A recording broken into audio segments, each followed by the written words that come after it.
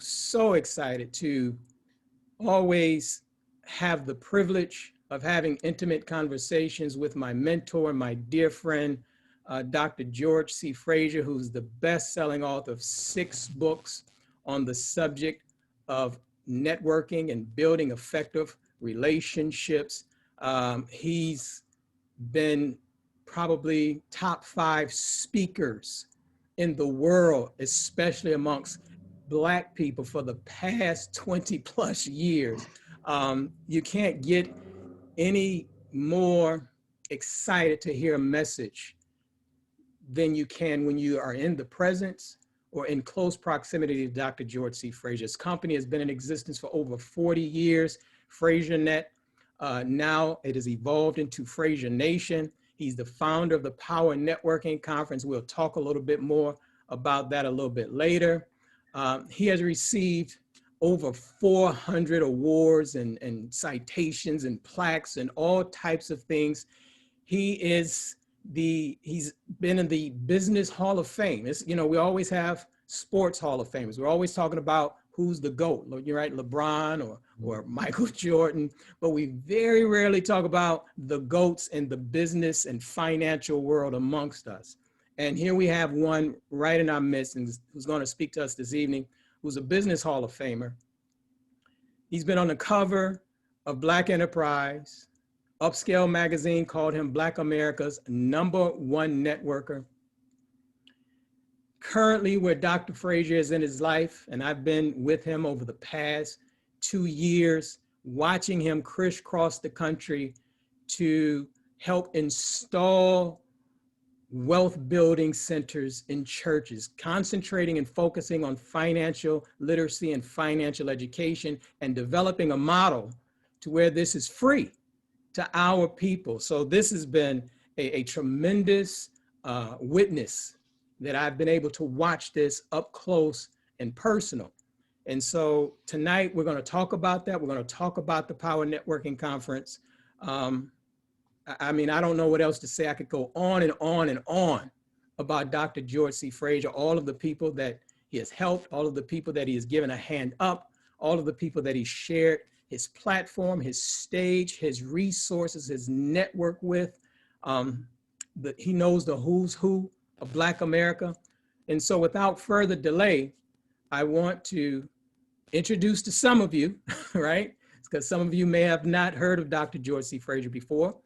But then for those, I want to reacquaint you with a very dear friend, a race man for the African-American community and Black people really all over the world, Dr. George C. Frazier. How are you doing today, sir? I'm doing wonderful, Brother Bedford. It's always good to be with you.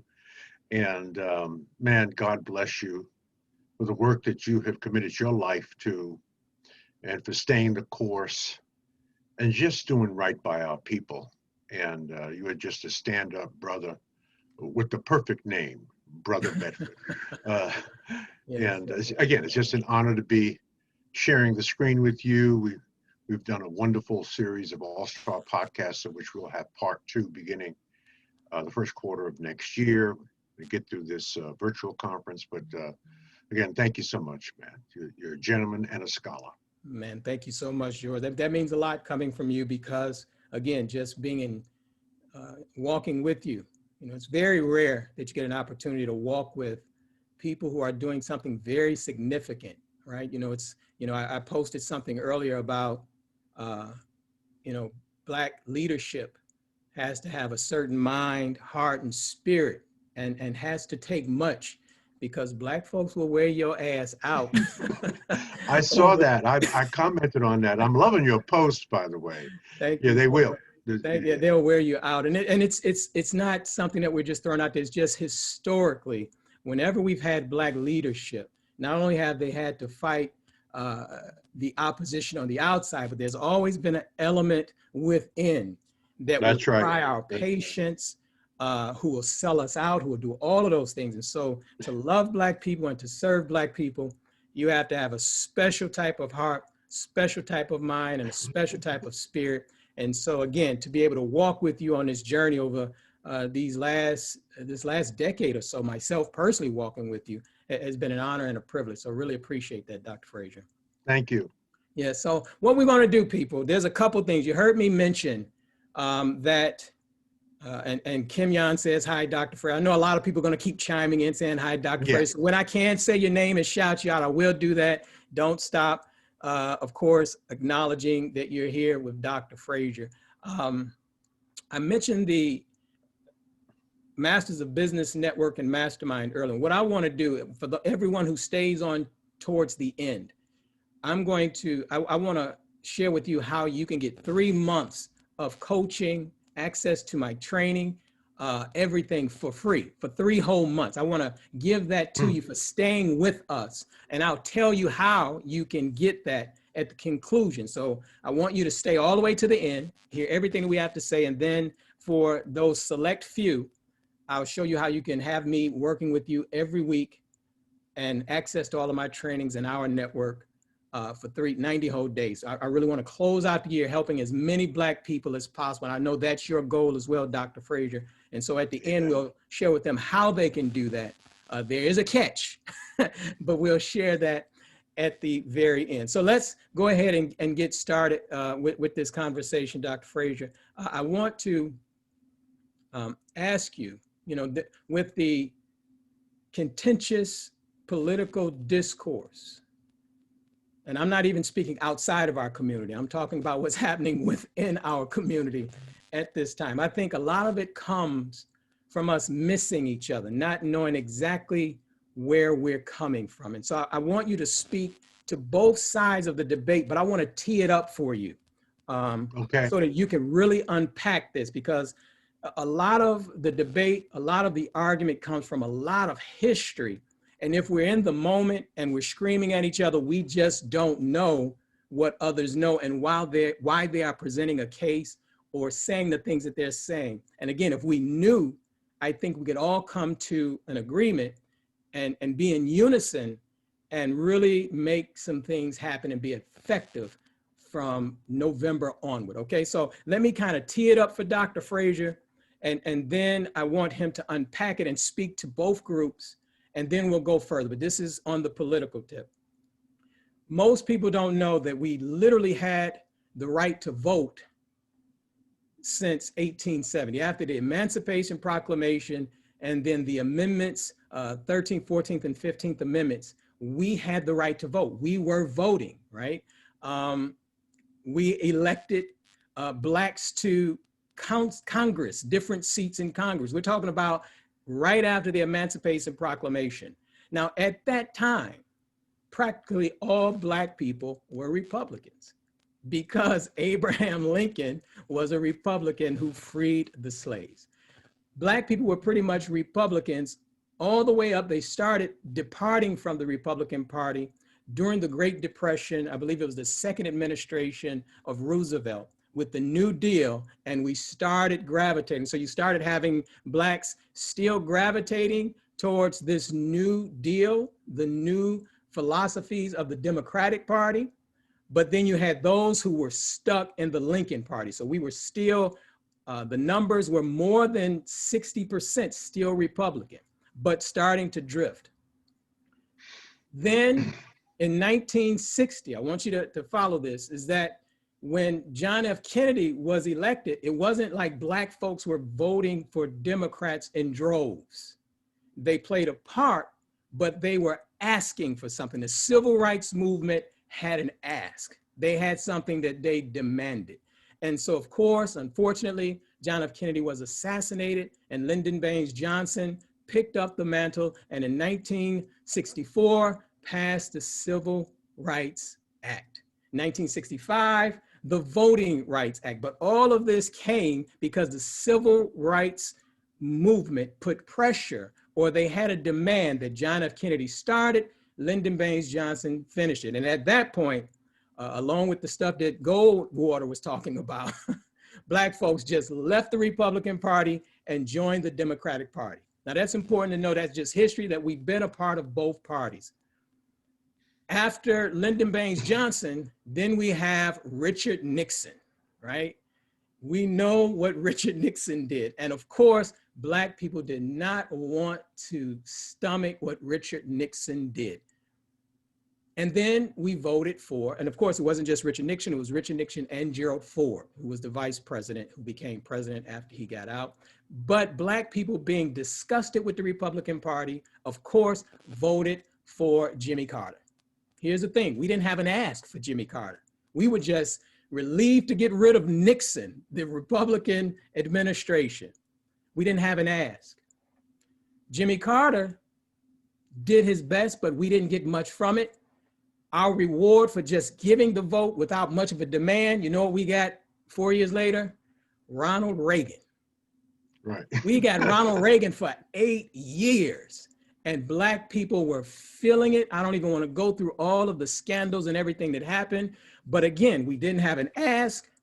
Ronald Reagan and the Republican Party just did what it is that they wanted to do. But then here's what added more salt to the wound, is that after Ronald Reagan for 8 years, we got George Bush 1. So 12 years under Republican administration, we were tired. We wanted something new. So what did we do? We went out in droves and we supported Bill Clinton. But you know what? We didn't have an ask. We were just relieved to get away from up under all of that pressure from 12 years of Ronald Reagan and then 4 years of George Bush 1.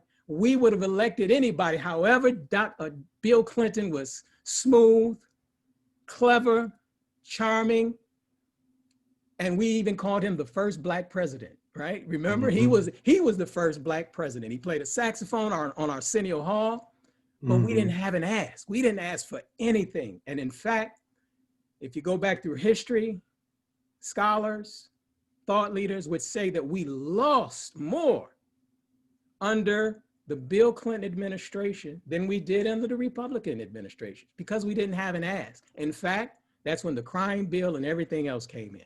So what was our reward for not having an ask? We got George Bush 2.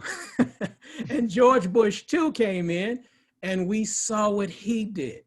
We didn't have an ask. They just ran wild. Then, of course, Hurricane Katrina hit. We saw his response to Black people. There were murders on the rise. Militias were rising. We didn't have an ask. We just wanted to relief from that Republican Party. So what do? Overwhelmingly, we voted for our brother, Barack Hussein Obama. Beautiful brother, smart brother, intelligent brother, killed them in the debates, made us all so proud of it. He never accomplished anything else. He raised the cap off the ceiling to let every Black boy and girl know that we could achieve the highest office in the land and we can rule. Now that's important because we can rule. We even say now we miss him so much. Gave us 8 years, but we didn't necessarily have an ask. And so there was this, that's when that argument started in the Black community because now we had a Black president.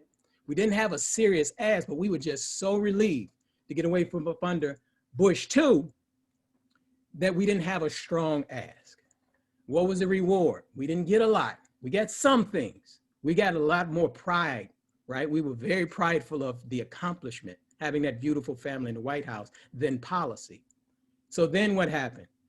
We got your boy that's in there now, right? So our reward for not having a strong enough ask and not using the bully bullpit sometimes leads us right back into the dragon's mouth is really the point that I'm saying. So right now we have the orange one, Donald J. Trump. And no one likes, I can't think of anybody that likes him, right? So even we're just saying vote. It's like Black people have learned a new 4-letter word and it's just vote. We could be talking about walking around the corner and it is vote, walking around. We get it.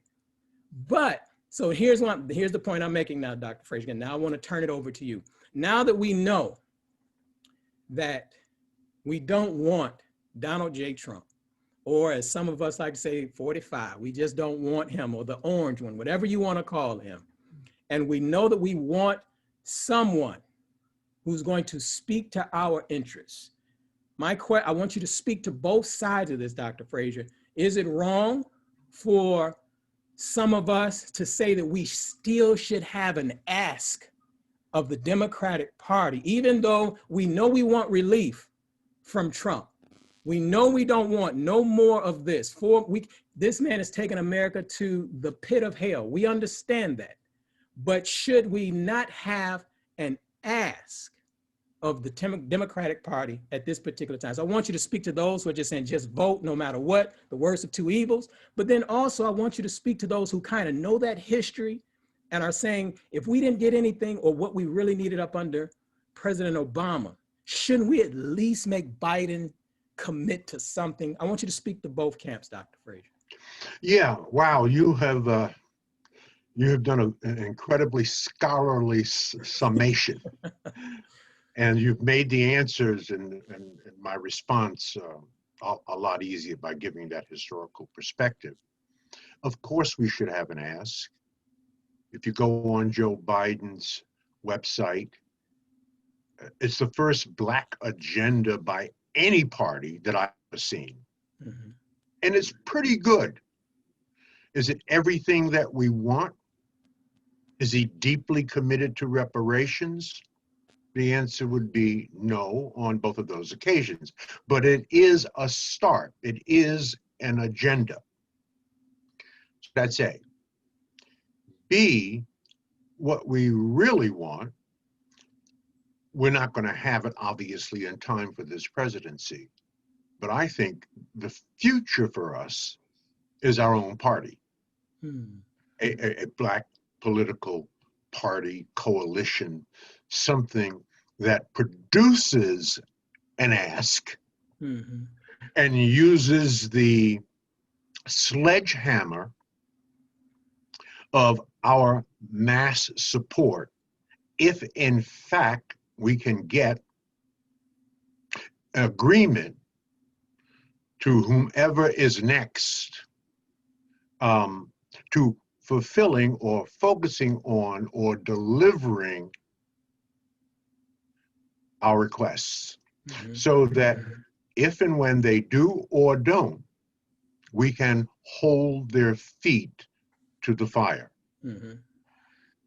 That would be, if I could wave a magic wand, I think the best thing we can do right now, this is my own personal opinion, the best thing, the most expedient, the most productive thing that we can do right now is to get this nut out of the White House. Now, he has done some things for Black folk. No question about that. And there's just no debate. He has done some things for us that actually no political party, Republican, before he turned Republican, right, or Democrat, right, he turned Republican out of expediency. He's an opportunist. So he has done some things that no political party has done for us in at least a century. So he gets a check mark for that. But he gets so many X's on moral character, and we are a moral people, on his inability to speak the truth, to speak whatever he thinks the people or the person wants to hear in that moment for effect only. And I can't even begin to tell you how many things he said he would not do for effect, right, and then reversed his own opinion. right, I cannot even begin to tell you how many lies he has said and then disputed his own lies. So he just is not the right person for our country, let alone our people, long-term, 4 more years. That is my personal opinion. Now, I urge any brother and sister to vote who you want to vote for. You have the right to vote. I just urge you to vote. Our ancestors and forefathers died for our right to vote. It is disrespectful not to do that. And a non-vote is really a vote for Donald Trump. It is evident in his effort to depress the vote. Fewer people vote because Democrats outnumber Republicans significantly. We're now seeing that in early voting. And anyone who doesn't vote really is a check mark in his column. So I'm going to vote. There's no question about it. I always vote. But I'm going to do something that I don't typically do, Brother Bedford. I am going to vote Democratic all the way down the ballot. Now, I typically vote for the person and not necessarily the party.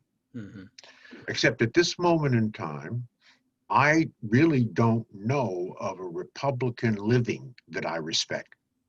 They have all been complicit in undergirding this racist that we have. Now, they may not all be racist, but they are racist enabler.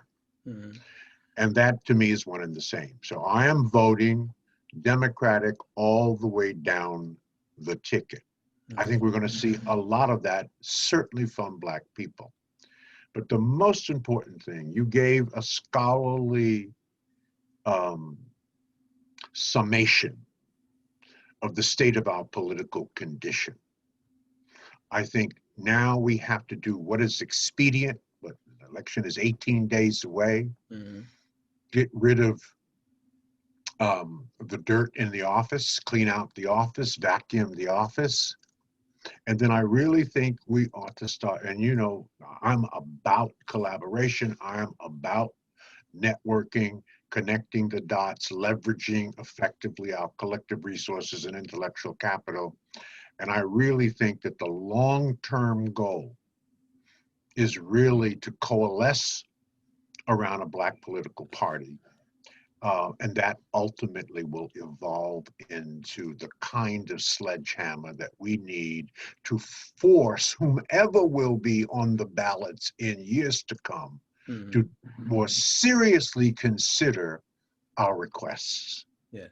Because right now they're taking it for granted and we're automatically giving it to them. Right. And as you said, for generations of politicians, we have not made an ask. So that's how I see it. It's now put up or shut up. I think that Black folks will have massive more respect if, in fact, it is clear to America that again we can get a person elected. That's one side of the coin, and the other side of the coin is to make our demands heard, respected, and acted on where it is specific, where it is measurable, where it is achievable, and where it is compatible with our own goals and objectives as Black people in a racist country. That's how I see it. No, that's awesome, Dr. Frazier. And just, I saw a few people when you made the statement that he has done some things for Black people. Again, that's why we wanted to have a conversation without all of the emotion. Dr. Frazier is talking about policy. That's really what I was the point that I was making. We don't ask for things on policy. Right. We let politicians get by with just, again, playing a saxophone or appearing to be hip or cool, but yet there is no policy enacted to help us. And so what Dr. Frazier was pointing out, because as soon as you said that, I saw a few people saying, what'd he do for Black people? What'd he do for Black people? Again, we're talking about policy, and that's important. That's really why I think, that's why I'm asking the question, because there has to be a point or a moment where our emotions match our intellect. We can't just run on emotion. Right? You know, we just can't full throttle emotion and say, I'm doing any and everything. Again, I think we're all in agreement. I don't think that, unless you are a person who just loves money, when you're part of the capitalistic system, that's what, when you see a lot of Black people who are in business and they openly support Trump, it's because of what they think he can do for business. But what Dr. Frazier pointed out was that that thinking has morally bankrupted the country. And so we're clear that he's not morally, ethically fit to run the country, let alone run Black people or help us with our agenda. But I think it's critically important that even though we know that, we should not put down the stick and let anybody else walk over us. I think that's really the point that we really wanted to make. Dr. Frazier, that was great. I just want to ask you one more question about this, because I think it's important, because again, and I'm speaking from both sides because I've had to listen to both sides as well, and us arguing we need to be unified. So I'm trying to see if we can come to some type of consensus here. In 2000 and 2016, George Bush, he lost the popular vote, but yet he was awarded the presidency by the Supreme Court because of the failures of Florida. Florida has come up so many times in these political elections. I wonder why. We'll talk about that at another. That's a story for another time, right? Hillary Clinton won the popular vote. So now you have a situation where people are pointing to the Electoral College. So can you speak to those of us who, if we got to sit through us winning the popular vote, but based upon the structure of the Electoral College, still put this man in office, how do we process that? Yeah, well, it is clear to me that Joe Biden wants to move against and the dismissal of the Electoral College. I think ultimately, if we are going to live in a true democracy with the majority rules, the Electoral College was designed at a time where it had a fair and balanced impact on what parts of the country would get some favor, so that not California or New York or Texas is electing the president, right? Where they have the population. Well, that has all changed. So I think the Electoral College has outlived its usefulness. I think there will be a move against the Electoral College. I think within a decade, there will not be an Electoral College. But to mitigate the effects of that, we have to, and I'm not saying it's fair, we have to win overwhelmingly. Right. Overwhelmingly. All hell will break loose if this is a close election. You do know that, right? Donald Trump has his strategies in place for anything that is close. So we have to mitigate the effects of the Electoral College, and that will absolutely have a significant effect if it's close. If it's not close, it's academic. But we can't do anything about it now other than vote in large numbers. Right. And get the people that you know, love, and respect and have influence over to vote. Take responsibility for getting at least 10 to 20 people in your personal circle to vote. And we will mitigate the effects of the Electoral College. Let us pray. So that's on the chopping block. It's just going to take time because the wheels of justice in this country move slowly. One other point you made I thought was very, very important. And this is about, well, let me say it differently. Black people want progress without execution. Now, certainly Black lives matter. I don't think anybody could disagree with that. And I love the three sisters who came up with that, let's call it mantra, that everybody around the world has been saying. And their protesting has been effective. And I believe there's a role for protesting and there's a role for rioting too. I mean, there absolutely is. We've seen it uh, through the generations. White folks did it too. Make Right. no mistake about that. Right. They did it. We learned it from them with what they call the Boston Tea Party, right? So, so there's a role for that. The difference, though, between the protesting of Black Lives Matter and the protesting of Dr. King brings great illumination on your point. Dr. King was very effective at protesting, no question about that, between the March on Washington, Birmingham, and Selma. He got the word out about the issues that we were dealing with at that time. But then he was smart enough to get his close inner circle of friends, Bayard Rustin, Julian Bond, Andy Young. There was about 5 or 6 of them in that circle, and they effectively lobbied Lyndon Johnson and the Congress, and they got 3 laws passed, right? This is what you were talking about. Protesting is one thing, that brings attention to the problem, but then you've got to execute, pass a law. We need police reform. Black Lives Matter is the most effective protesting mechanism we have. Now they should be focusing on bringing down the hammer and now focusing on the political elite to get police reform through law changes, right? Dr. King, why there is a big granite statue of him in Washington, why he is one of our great heroes, he got 3 laws: civil rights, voting rights, and fair housing. 64, 65, and 67. 3 laws passed.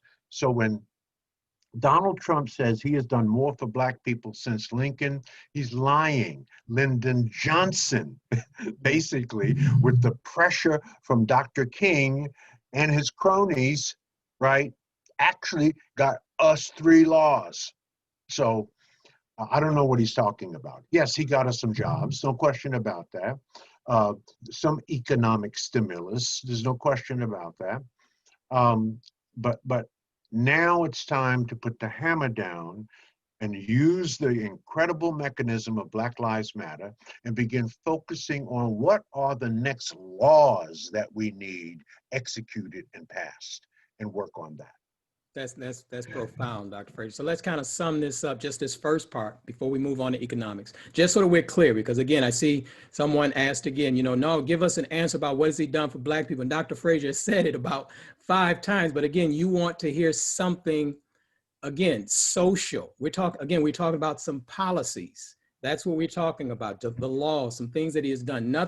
He's done nothing to make Black people excited. We're talking about the masses of our people. There's no doubt about it. And that's why Dr. Frazier just said he has not done more than what Lyndon Baines Johnson and maybe even some others have done in terms of instituting policy and laws, or even if those laws were just to reinforce earlier laws, again, like the voting rights, because we had the right to vote, but we needed the voting rights because of the impropriety of all of the people trying to stop us from voting as Black people. We had to count jelly beans in jars and all of those types of crazy things just to be able to vote. So that's what we're talking about. So just to sum it up real quick, Dr. Frazier, because we want everyone to go away from I don't want anybody leaving here saying Dr. Frazier and Brother Bedford telling everybody don't vote and all of that type of stuff. We want to be crystal clear, and it's going to be on video for you to share with everyone. Dr. Frazier's position and what I am saying along with Dr. Frazier's that we should vote. All right. Dr. Frazier gave his own personal view in terms of he's voting Democratic straight ticket because of the co-signing of those Republicans who have not checked Donald Trump in all of the things that he has done that they know are not just wrong, they're ethically wrong, they're immoral. And so by co-signing, they're just as guilty as he is. And so Dr. Frazier said he's voting straight Democratic. Now, here's the point that I want to make sure that we both and everybody understand. We're saying vote, but as soon as November 4th hit, I think it's not unfair to say that we should really shift our mind to developing a third political force or party that would challenge both parties and have an agenda. I think that would help to calm the anxiety of those saying, what am I voting for? And I saw some people say, let's get a Democrat in first. Okay, that's something that we can agree on. But once we agree, I think it's okay to ask you to agree. Now, can we pivot to develop something that, as Dr. Frazier said, would bring down a hammer on whomever is president? And I'll tell you another reason why we should do that. And Dr. Frazier, I'd love to hear your opinion on this, because I think this is also going to be a challenge for our so-called allies. When Joseph Lieberman was running as a vice president, conservatives were worried because this would have been the first person who is a Jew who was one heartbeat away from the presidency. So they couldn't find it in their heart to vote for that ticket. Here's where we're going to be challenged, because now we have a Black woman who's going to be one heartbeat away from the presidency. And if we don't show up in strong force for her, they'll find a way to try to undercut her when Biden's time is up. So that's why I'm trying, we have to be forward thinking is really the point that I'm trying. So we have to be able to make a pivot, knowing that we have a sister who could be the next president of the United States. God forbid, if something happens, God forbid, to Joe Biden, she's already in that position. But of course, we're talking about even the next election cycle. So what would be your closing statement to that, Dr. Frazier, about what I just said? There is no closing. I mean, that's the best closing statement that we could be delivering in a little bit of time that we have on Facebook Live, and that's powerful. So what we've really done is we've laid out a plan. Right. We've laid out a plan here.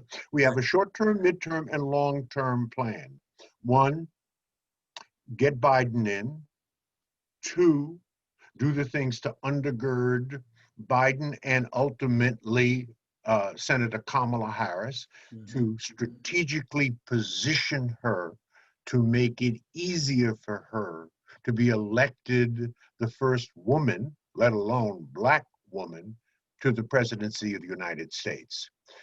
And that's 2. And then 3, begin organizing our thinking and intellectual prowess and strategic prowess around seeding our own political party for the purposes of presenting to the powers that be an agenda that is reinforced by and supported by a party mentality, a collaborative mentality. Right. And that then forces one to, if they're negotiating with us, it forces them to look at our agenda, commit to certain elements of our agenda, and then be accountable to a party or a strong collaboration of a culture of people in this country. That's a plan. That's right. That's awesome, Dr. Frazier. That's the plan.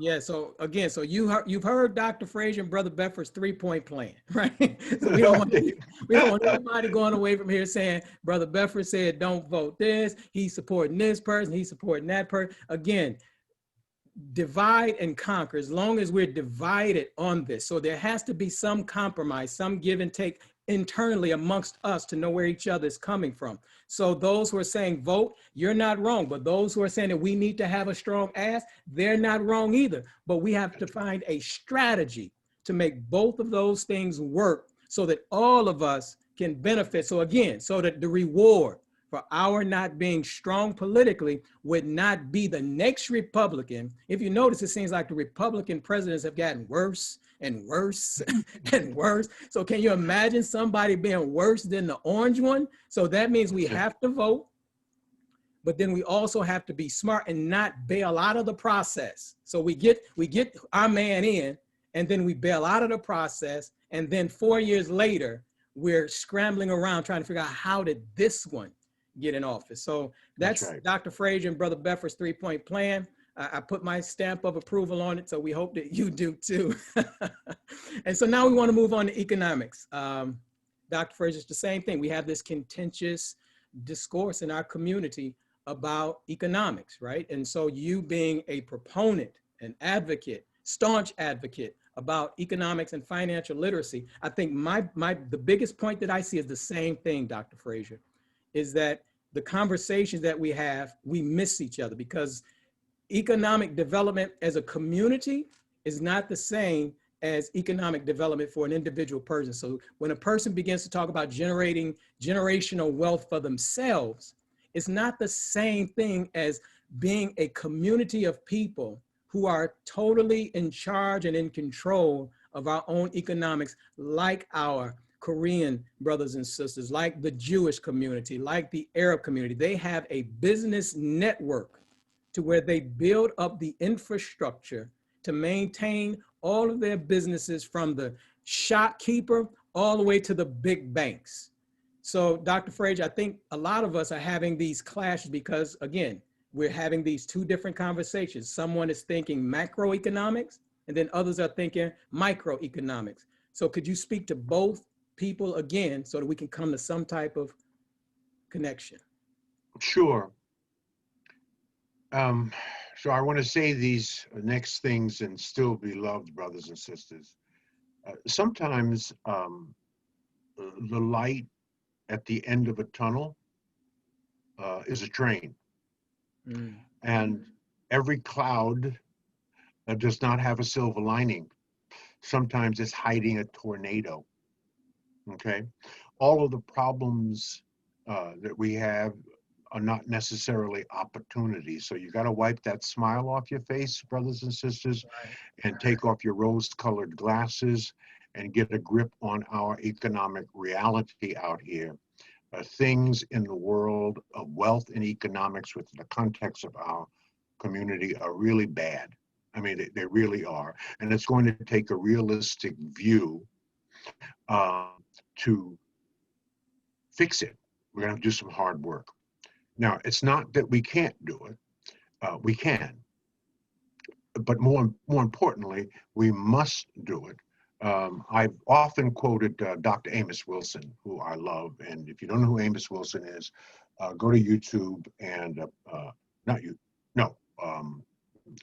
YouTube, and put his name in and watch every video he has recorded.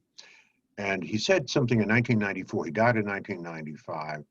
And he said, our refusal as Black people to confront the issues of money and wealth is going to end up with our very lives being threatened as people on this earth. And he's absolutely right. Mm-hmm. Because in a market-based economy, in a democratic capitalistic society, if you don't understand capitalism, if you don't understand the effective utilization, management, and leveraging of money, you're just not going to make it in this country. Make no mistake about that. Black households, I mean, there are endless statistics. I hate quoting them over and over, but we have to, because the key to learning is simplicity and repetition. Black households earn 61 cents, brothers and sisters. This is now 400 years later, 61 cents for every dollar of white median income, right? We are in an existential crisis. I've said it 1,000 times, and I'm going to keep saying it till somebody listens. We are in an existential crisis. And to be Black and beautiful means nothing unless you're Black and powerful, right? We cannot be Black and proud and niggas too, right? White folks are planning for 3 generations, and we're planning for Saturday night. Make no mistake about it. The goal for us is to win, not to look like we're winning. I would rather carry a plastic bag with $5,000 in it than to carry a $5,000 Louis Vuitton bag with $100 in it. Okay? It is interesting to me, and it should be interesting to all of you viewing this tonight, that rich people stay rich by pretending to be poor, and poor people stay poor by pretending to be rich, right? That is jacked up thinking. But the seeds of that is in our lack of financial education, our financial illiteracy, if you will. What is the first thing slaves did when they became free? They began building small classrooms, then small schools, then larger schools, and then within 100 years, we had an entire system of historically Black colleges and universities, right? Because they understood that freedom ain't free. Right? It's not free. It will cost. We will have to invest in it, and it'll take time, and it'll take patience. So we have to learn the system of money. And unless we do that, unless we educate ourselves, and this is why we've spent the last 12 years building a financial education system called WINS, Wealth Building Center Curriculum, and embedding them and placing them in the historically Black church, because it's the most trusted leadership institution in the history of Black people, certainly in this country. And so we are focusing on financial education and financial literacy, because we're at the bottom of every single statistic that matters in America. We have to fix that. Now, if we don't, all the statistics and all of the intellectualism around what our fate will be has been written, has been read, has been quoted and requoted.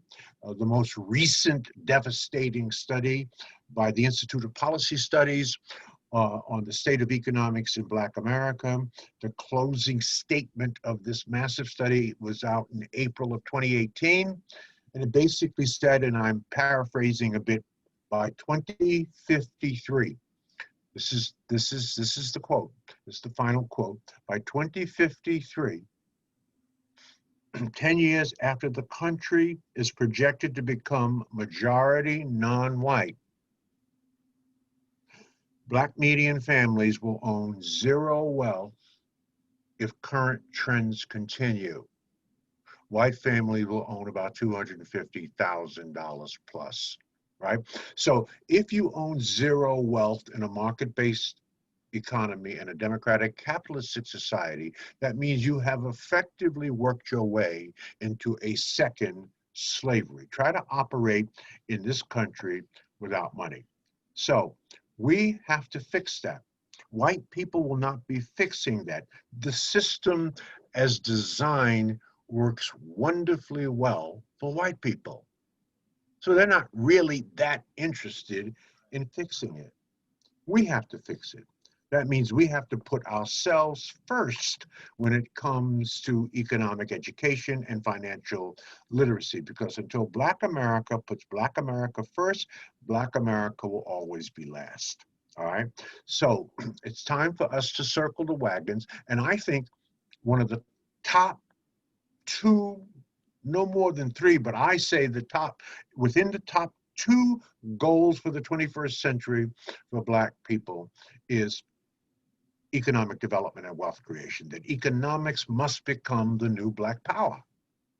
Economics must become the new Black power. Economics is the new Black power. That's what we have to be thinking about. So I just wanted to say that to sort of tee up and develop a base for a couple of things, because I don't want to talk about the negative all night. We know what the negatives are. We know what the statistics are. I want to give you some help. I want to give you some things that you can do right tomorrow. A few ideas that if you follow these ideas loyally through the various passages of your life, it will be impossible not to find financial freedom. I'm going to give you three things that you can do that if you follow these simple rules, you will ultimately become financially free. If you don't, you will always be enslaved by the lack of money, and therefore the lack of resources to do the things that are necessary to grow you, your children, your family, and our people. Three Dr. simple. Dr. Frazier, before you give those three things, I just want to tell everybody, you may want to go ahead and share this and invite someone to come and hear these three things that could help to change the trajectory of their life right now. Just let them know that Dr. George C. Frazier is getting ready to give us some help with our economic condition, and he's getting ready to give us three things that would absolutely change the trajectory of our lives. And so we want to make sure that you share that out and invite as many people as you can, and take copious notes and put hashtags, whatever you need to do to let people know what these three things are that could immediately begin to change the trajectory of your life and improve our economic condition, as Dr. Frazier said, starting tomorrow. So with that said, and they're getting ready to invite everyone, Dr. Frazier, I'm ready to take notes, and I hope they are too. Right, there you go. So I'm going to give you three things that will lead to financial freedom over time. And I'll give you 6 things that keep Black people broke. All right, but let me start with the positive. Number 1, your rent or mortgage should be less than what you make in a week. Now, if you have a 2-income household, you can combine the income from both of you, and that's what you make in a week. Your rent or mortgage, right, should not be more than what you make in a week. 40% of most bankruptcies come from brothers and sisters who are fundamentally, when you unpack it, are house poor. They have more house than they can really afford. Plus, plus, plus, because owning a house is like having a pimp, right? Every month, it's something different. I don't even care if you own a new house, right? So your rent or mortgage should not ever be more than you make in a week. So if you make $500 a week, your rent or mortgage should not be more than $500. Okay? Now, if you make $5,000 a month or $1,000 a week, your mortgage payment, you could comfortably afford about a $1,000 a month mortgage payment. So that is a principle and a rule, and I have moved 6 times, and each time either my rent or mortgage was never more than I made in a week. Now, fortunately, Nora Jean worked too. She had as white people would say, a good job, right? Right. So she made white people money with benefits. I made white people money with benefits. And so, but we still did not extend our rent or mortgage payment, because when we first got married, I was living in an apartment where I paid rent, right? So, but that was still no more than I singularly made in a week. And then she worked, and that was extra money that we could put away. So that's number 1. Number 2, only borrow money to make more money. Now, this is a tough one. Is it okay to borrow money to buy a home? Yes, it is. Because generally speaking, historically, homes are going to increase in value. So you're going to make money, generally speaking, on buying or investing in a home. But you should not have more than a 15-year mortgage. I don't even want to begin to tell you what you pay for that house with a 30-year mortgage. You basically pay for it twice, right? So a 15-year mortgage, very, very, very important. You can borrow money for rental property. Why? Because it can make more money. I made a hell of a lot of money in the 70s buying homes in a Slavic neighborhood that was turning black. It was a Polish neighborhood in Buckeye and Cleveland. And those white folks wanted to get the hell out of there. So I bought all those homes for pennies on a dollar. I bought 7 2 and 3 family homes all in a row, and each one of those people were related to each other. So they got out of there. I got in there. I immediately turned those 7 2-family and 3-family homes into Section 8 housing. Why did I do that, Dr. Frazier? Because they paid the highest rent. Right? They didn't pay standard rate. They paid above standard rate because of potentially the market that you had to, in fact, allow to rent that property. I did a wonderful job in interviewing the people, and I promised them that when I turned the homes over, that if they took care of the homes, and that I would give them an opportunity to buy it first. So between accelerated depreciation, tax write-offs, right? And then I kept the homes for about 13 years. I then turned them over. I made a fortune when I looked at my tax breaks, which I almost got down to zero, and Gene and I were working. So never borrow money unless you, in fact, can make more money on that money. That includes a car. It's okay to buy a car, generally speaking, because you're using it as transportation, generally speaking, to get you back and forth to work. So your car makes you money. But there's a secret to buying a car. And when Nora Jean and I got married 48 years ago, we made a deal. We thought the same. We said, darling, let's not ever buy a new car. Now, we could afford pretty much any car we wanted within reason, but we never wanted to buy a new car for 2 reasons. A, we wanted to buy a luxury leased car, 3 years off lease. That way, most of the depreciation, or a huge chunk of the depreciation, is already out of the car. We bought Lexuses, right? No, she still drives a Lexus to this day. I switched to Audi 4 years ago, but they were 3 years off lease. We've never had a car payment in 40 years more than $200 a month. But what we would do, here's the trick, y'all. Here's the trick. We had a $200 car payment on average. We said, well, what would a new car payment cost if we had bought a new car?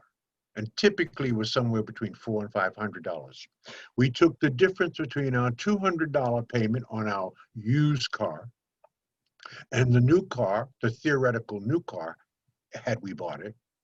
And typically it was somewhere between $200 to $300. Now I had a car and she had a car, and we took that $200 or $300 from me and from her, and we put it in an investment vehicle that generated compound interest. I don't even want to tell you how much money that has generated for Nora Jean and I for 48 years. Put $400 to $500 a month, right, in an investment vehicle that generates compound interest, and see what that does in 48 years, right? That alone made us wealthy. Just that one little move. So only borrow money when you can make more money. And finally, 3, when your income increases, your cost of living should decrease or stay the same. When your income increases, your cost of living should decrease or, at worst, stay the same. Right? You will be very surprised if you manage those simple rules over an extended period of time, singularly or in a partnership, how much money it will save you that you can reinvest and ultimately work your way into financial freedom. 3 basic things. Let's go over them again. Your rent or mortgage, right, should be less than what you earn in a week. Number 2, as your income increases, your cost of living should decrease or stay the same. Well, actually, that was number 3. And number 2 is only borrow money to make more money. Follow those 3 rules and you cannot fail. It's impossible to fail. That's awesome, Dr. Frazier. I've written them down, and I hope everyone else has written them down and shared them. I remember you telling us about, or telling me, I mean, you told a lot of people, but of course, me trying to be a good student, I remember you talking about that car strategy years ago. Yes. And you've been following that to the T. So again, I hope you wrote those down. What we want to do, because Dr. Frazier is going to give you some other tips, because I think those would lead into the last thing, because we were talking about the future for Black America. Normally, towards the end of the year, Dr. Frazier, myself, I would get him on a phone call on a line, and we would go through the predictions for the upcoming year, right? Dr. Frazier's predictions for the upcoming year. But now we know there's a lot of uncertainty. So I'm going to ask Dr. Frazier his thoughts on that moving forward. So Dr. Frazier already gave you some solutions, but what I want you to do right now, Dr. Frazier, before we take them into that phase of where you give those last 6 things of what not to do, and also the future of Black America, I want you to talk about the Power Networking Conference real quick, because that's approaching us. A lot of people were still asking about us being in Houston in the physical conference. So I want you to give us an update and tell us about the conference and how can people join into this year's conference. Yeah. Well, we have postponed the live Power Networking Conference twice. And fundamentally because it was in Houston. And we just could not take 1,500 Black people to Houston in July, right? We just couldn't do it. So we have now, it is now morphed into a a virtual conference. October the 28th through the 30th, we will have our first Power Networking Global Virtual Conference with 66 people around the country. Around 66 countries around the world have been invited. It'll be like nothing you've ever seen. We have raised the whole standards of excellence for virtual conferences. Just as when we put on the first Power Networking Conference 20 years ago, and we raised the standard of excellence for conferencing for Black people, we have also now done the same thing for virtual conferencing. And you won't believe me until you see it. This is like something you've never seen before.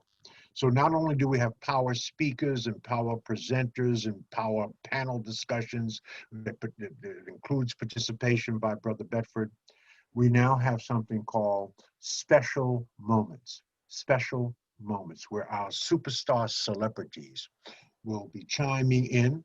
They'll be talking to you, acknowledging you as a virtual conference attendee with the Power Networking. And so we have the likes of Angela Bassett. We have Stedman Graham. We have Inyala Van Zant. We have Damon John. And I can go on and on and on, who will be making comments, providing advice and counsel, giving motivational testimony. We've got Les Brown doing a motivational moment. We've got Andy Enriquez. We've got Delatoro McNeil. We've got Willie Jolly. I'll be doing some. So a whole cast of characters. Now, you don't have to believe me. Go to our website, www.powernetworkingconference.com, www.powernetworkingconference.com, and you will see it all, the whole, everybody who's speaking, our agenda. It's like nothing you've ever seen. October 28th, 9th, and 30th. It's a Wednesday, a Thursday, and a Friday. It starts at noon and generally ends at 6. 3 power-packed days. Most of the people you know and love and respect. And it's like something you've never seen before. I'm really, really excited about it. I'm actually excited about doing a virtual conference because I've never done one before. So it was a whole new thing. And so when we got together as a family and as a network and as a nation, we said, what can we do? We don't want this to be like any other virtual conference that you've been watching. We want it to be different. We want it to be very interactive. We want to be able to talk with you. We want you to be able to network with the thousands of people that will be on there from around the world. So we have to find an incredibly different platform. So it won't be Zoom, it won't be StreamYard. It will be a platform that you never heard of. Well, let me give you some example. Let me give you a note on that. The platform that we used are using is the same platform that put on the virtual Democratic National Convention Conference. It's the exact same platform. And you saw how seamless and how beautifully done that was. Well, that's what you can expect from our October 28th through 30th Power Networking Conference. Now, I can make a special offer if you want, or do we want to say that? Well, Dr. Frazier, the special offer, we know that if they go there, you'll see what it typically costs. And I want to give you a code that would reduce that down to $297. It will reduce it over 80% off of the price. And so when you go there and you register, all you have to do is put in BB 2020 REG. That's BB, which is Brother Bedford, 2020 REG. Now, here's the thing. Remember earlier when I said that I wanted to give you 3 months free coaching and support, because I want to make sure that you get everything that you're trying to get out of the Power Networking Conference. So when you go and you put in BB 2020 REG for registration and it reduces the price by 80%, I want you to email me your receipt. And then I'll let you into my coaching program where you have me for 3 months, along with some advice and counsel from Dr. Frazier and others to kind of help support you from everything that you're going to learn, all of the people that you're going to be engaging with at the Power Networking Conference. He only gave you a few of the names. There's always the who's who of Black America at the conference and speaking at the conference. And so you'll see from Angela Bassett to everyone, Ian Levanzan, but also there's also going to be a special interview. Most of us always talk about we need a plan. And we all know that Marcus Mosiah Garvey had a plan. Everybody knows him. And Dr. Frazier, could you tell them who you're going to be interviewing also that evening? I'm going to be interviewing Dr. Julius Garvey, the son of Marcus Garvey, and he's going to blow you away. He's an incredible man. He's in his 80s. He was a former thoracic surgeon, but what a brain. I traveled Africa with him last November, and I said, listen, at our conference, I want to interview you. So it's a brilliant interview. You're going to love it. I'm also going to be doing a live interview with none other than Dr. Boyce Watkins, right? Who's in the center of some political controversy at this moment in time. Right as we speak. But he's a brilliant and brilliant brother, right? So I'll be interviewing him as well. So you want to try. So I want to do something for you, brother. I want to one-up you a little bit, okay? So this is going to go. I want them to do this. They can only do this with your code, all right? And you gave them the code. Give them the code again. Okay, that's BB, which is Brother Bedford, 2020, which is this year. You can't forget 2020, right? There you go. REG, right, which is short for registration. So Brother Bedford, 2020, REG. Okay, now let's sweeten the pie. There's a virtual conference right now that's out here for $2,500. It can't touch us. When you look at theirs and you look at ours, and ours, as you said, is $297. And we encourage you to take advantage of that. Secondly, we are going to have the live conference next year, July 14th through the 17th, God willing. We would also like for you to come to the live conference next year, because we miss each other. No question about that. Now, when you go to the Power Networking Conference site, you'll also see the live conferences available for next year. It's $1,500 for an adult and $800 for a young person. That's $2,300. We always encourage our people to bring a young person. That's $2,300.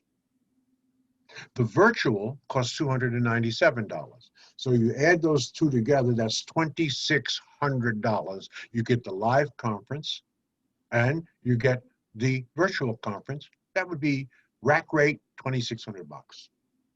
Because you're watching tonight, we're going to reduce that, both of them, to $399. In other words, when you go to the live conference and sign up for that, you actually get the virtual conference free, and even the live conference is discounted to $399. So you get the live conference for next year and the virtual conference coming up, $399.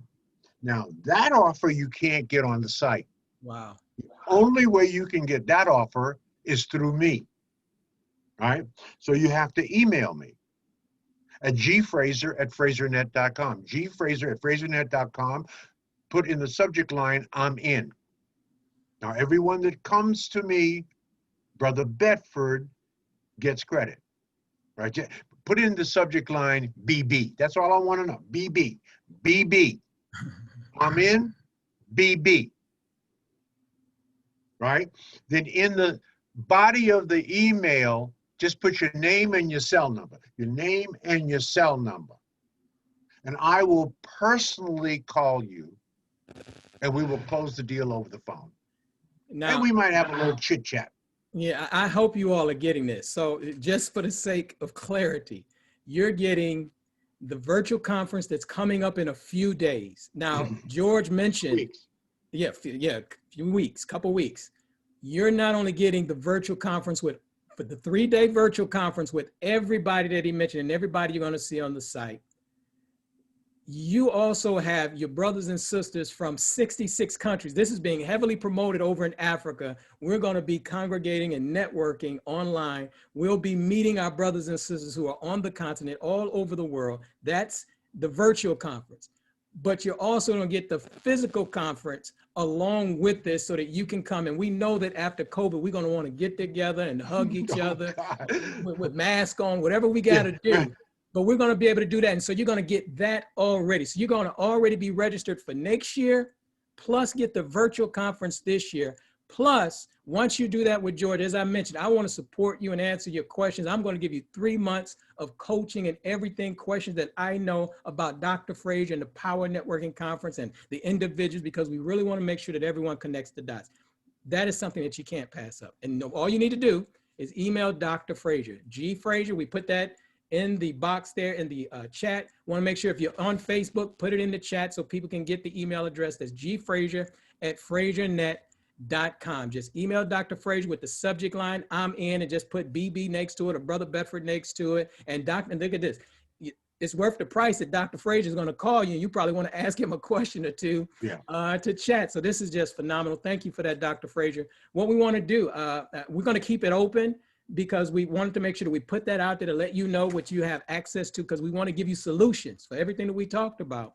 But now we just want to stay here for a minute. If you have a few questions, you can put them in. But Dr. Frazier, I want you've already given so much.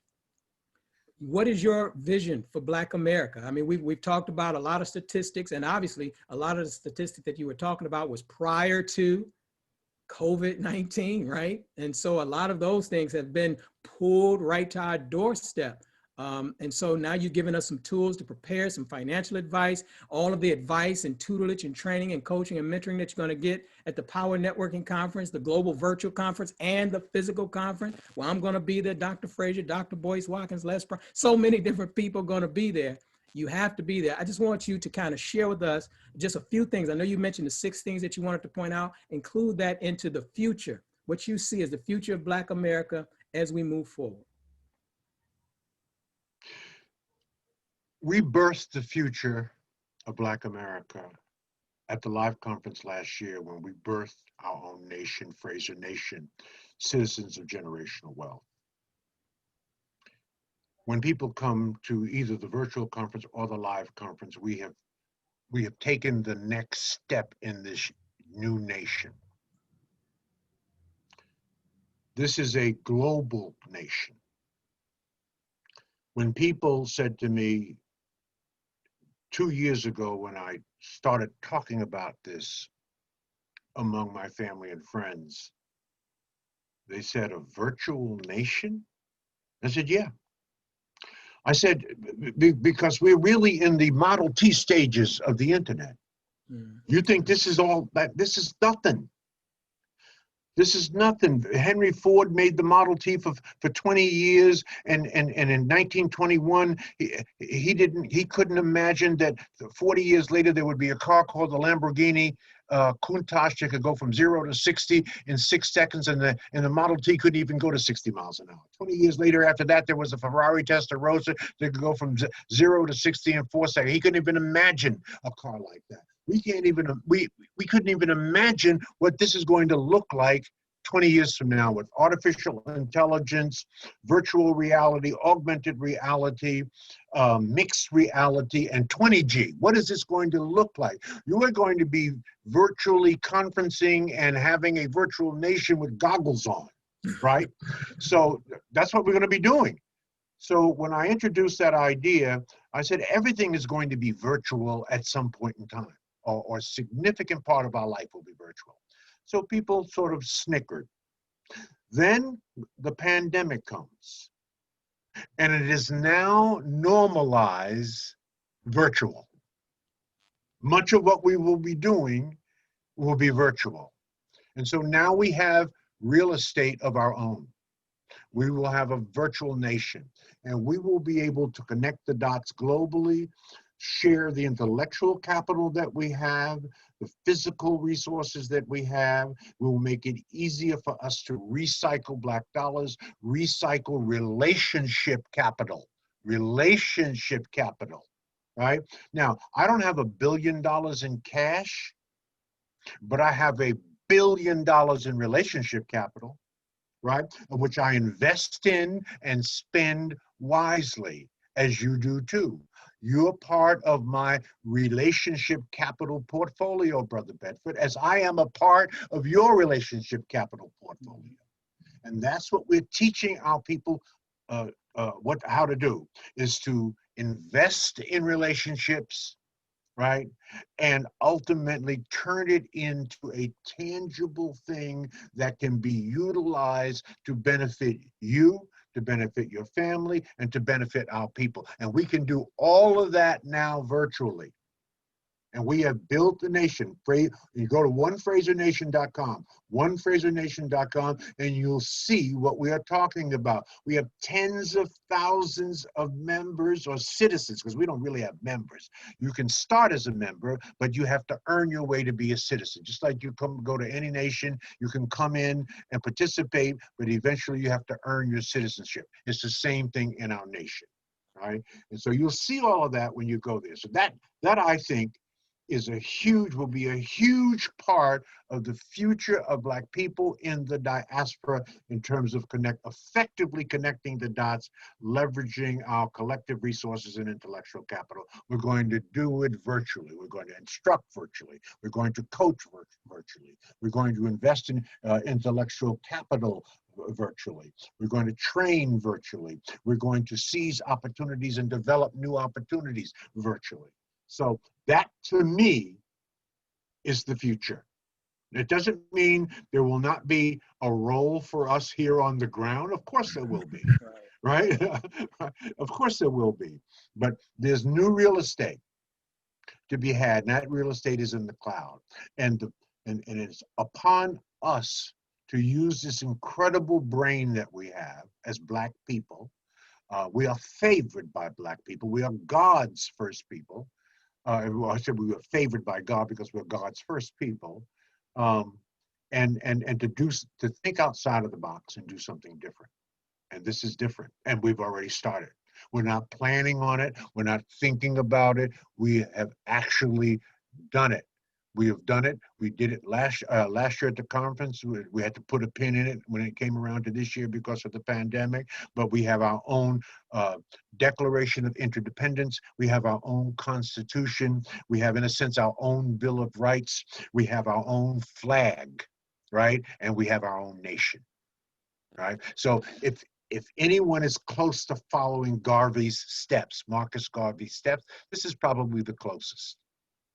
This is awesome, George. That's awesome. It's just so much. And I'm glad because we definitely wanted to leave everybody with some solutions, some action steps that we can take in terms of connecting the dots. I saw a few people asking, someone said, can they have till Monday or Sunday or something like that? Here's what you need to do. you still need to go email Dr. Frazier and let him know that you're in, and then just have that conversation with him. And I'm sure that everything will be okay. Now, remember, the virtual conference is October 28th, 29th, and 30th. Again, that's a little less than 2 weeks away, right? So we want to make sure that you're in there and you have all of your credentials. You're able to look at all of the speakers so that you can pick and choose the workshops that you're going in. This is just like being in the Power Networking Conference physically. The way that this has been transferred to the virtual world, you're going to be extremely surprised, but well pleased at what's happening here and the opportunity to connect with. At the conference, Dr. Frazier mentioned, right, 1,500 people in person, but now we're reaching out to hundreds of thousands of people all over the world. So you want to be on this virtual conference. So make sure that you email Dr. Frazier.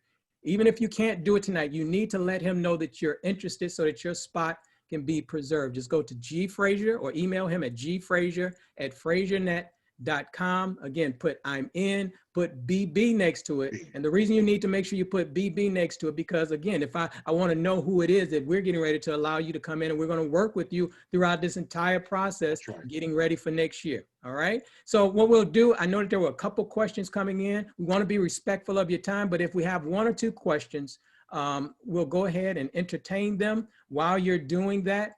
And then we'll let you go, and we'll let Dr. Frazier go, because he's been here with us almost an hour and a half. So we got around 5 more minutes. So we'll take a couple questions. So I'll open up the chat.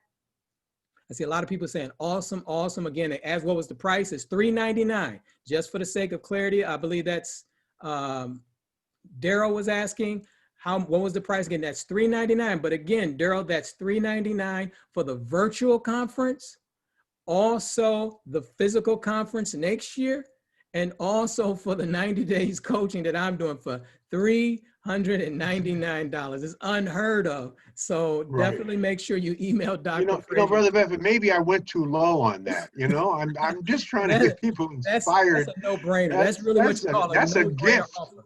Yeah, that's really. I forgot about your 3 hours of coaching. I mean, that's a real gift. God bless you for that. Yeah, this is going to be fun though. But again, our people need this assistance. I gave a story, Dr. Frazier, and I told the audience, and of course, while you're typing in your question, I just want to tell this quick story. We were at the Power Networking Conference a few years ago, and Dr. Frazier was actually the closeout day. We're actually on the Sunday, and people were, there was an additional workshop or opportunity that was being presented, and it was being presented by white people. And it was just amazing that they were there, they were presenting, and Dr. Frazier was in there this Sunday morning after the conference, and I happened to walk in, and we saw a lot of white people trying to work with us and figure out, how to make us better consumers and to get into their plans and their programs. And I could just tell that something was a little bit off. And then Dr. Frazier, it was as I was thinking this, Dr. Frazier turned around after he was speaking to someone else, and he looked me in my face and he said, "White people don't need me." And I was just thinking, it was like he read my mind.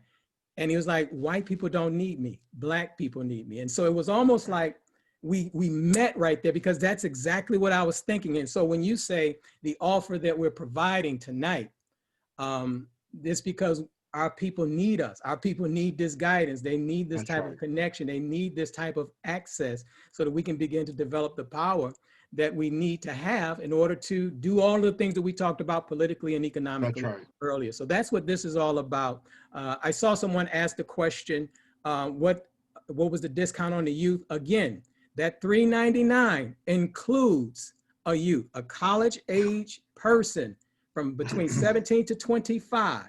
So that they don't necessarily have to be a student. That's why we say college age, 17 to 25. They come for free. Because I know you asked what was the discount. They come for, so the $3.99 actually includes yourself and a college age person coming with you, okay? Any other questions? One more question, and then we got to let Dr. Frazier go, because we've held him on long enough. Okay, Dr. Frazier, I guess if you can do this in a few minutes, because I'm gonna run through it because it's very important. You saw the question. What are the 6 habits? What are the 6 habits that will keep Black people broke? First, number 1, we don't talk about money. We don't talk about money around the kitchen table. We don't learn about it in school. We don't talk about money. We need to be talking about money and the proper utilization of money and the management of money and the investment of money, right? So that's a habit that we need to fix. Talk about money to your children and talk about money, obviously, to your significant other, but we should be always talking about money and the proper utilization of money. Now, what's the second habit that will keep you broke? And that is failing to build an emergency fund. Now, certainly this pandemic has taught you about that. Yes, we all learned the lesson that we should have 6 months of cash available that can meet all of our living expenses, stashed somewhere in a bank or in some sort of but liquid investment, right? Well, you found out that that's not enough. You're probably it is believed that things are not going to get back to normal for at least 2 to 3 years, right? So an emergency fund, generally speaking, should be more than 3 or 4 months of savings. So that will keep you broke. Number 3, making impulse purchases. That's huge. Making impulse purchases. That's huge. That's huge. That's Huge. huge. Oh my God. Why, darling, are you making that? Because it was on sale. Right. I said, but you got 3 of them. You know, I know it was 50% off, but you already have 3 of which you've only used 1. And just because it was on sale doesn't mean that it was a good deal, right? So making impulse purchases, you've got to control your impulses to buy stuff that turn you on in the moment, okay? That will keep you broke. What is the 4th thing? Buying items that you don't need. In fact, a lot of those things are impulse purchases, right? So buying items that you don't need, hoarding, if you will, uh, feeling that you're saving it for a rainy day, or I can use 2. No, use up the one that you have and then get it again. All right. So that's the 4th thing. The 5th thing is paying bills late. The interest rates on paying your taxes late and paying your credit cards late or any bills late, that will keep you broke. And the 6th thing is the improper use of credit cards. Now, 15 years ago, I cut up every credit card I had. I mean, no BS.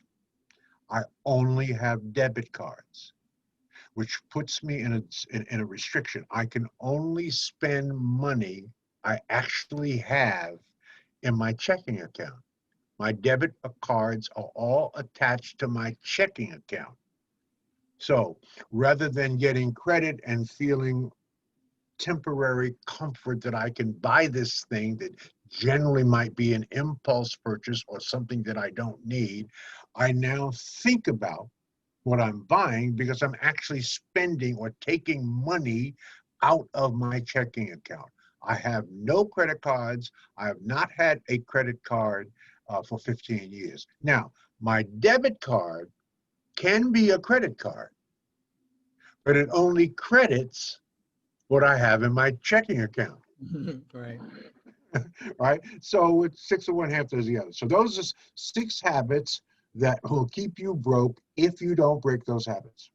Man, you should have seen a few people chime in and say you've called them out, especially with the impulse buys. And so, and again, these Yeah. things may seem simple. You may have said, I've heard that before, but as Dr. Frazier has alluded to earlier, this is about practical application. It is going to require That's some right. sacrifice for everything that That's we've right. talked about. There is some degree or level of sacrifice that we have to take if we want these goals that we say that we want. If we want That's right. economic freedom, if we want political power, if you want to be rich or wealthy, we have to discipline ourselves to take these necessary sacrifices and implement these things. So I know it's probably easier said than done, but we can do it, brothers and sisters. And so we Yes, hope we and can. pray that everything that we've shared today, I'm sure you probably would have more questions, but we've pretty much exhausted the time for this evening. We'll probably come back at another time after the Global Virtual Power Networking Conference. We'll come back and give you some updates on that. And then those of you,